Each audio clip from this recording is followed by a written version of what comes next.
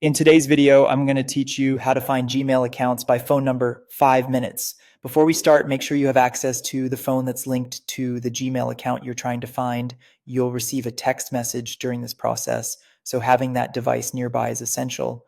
Also, only use a phone number you own or have permission to use, since this is a security and privacy protected flow. Begin by opening a web browser on your computer or mobile device. Any modern browser works. Then navigate to accounts.google.com sign in username recovery. If you don't remember that address, you can simply go to the standard Google sign in page and you'll find the same option there.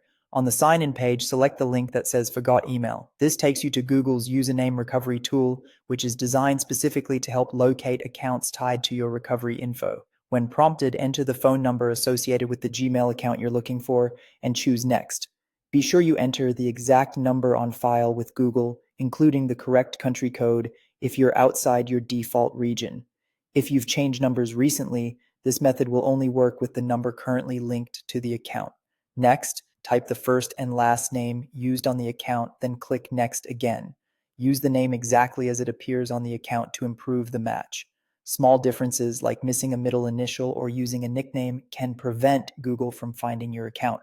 Google will now offer to send a verification code via text message to the phone number you provided.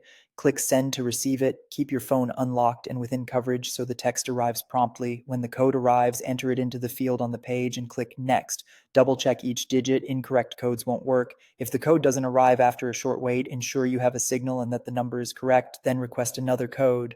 After successful verification, Google will display a list of Gmail addresses linked to that phone number. Review the list and select the account you need. If your goal is simply to identify the address, you can note it down. If you're ready to sign in, proceed with your password or follow recovery prompts as needed. To wrap up, consider adding a recovery email and keeping your phone number up to date in your Google account settings. That way, finding or recovering your account will be fast and secure in the future.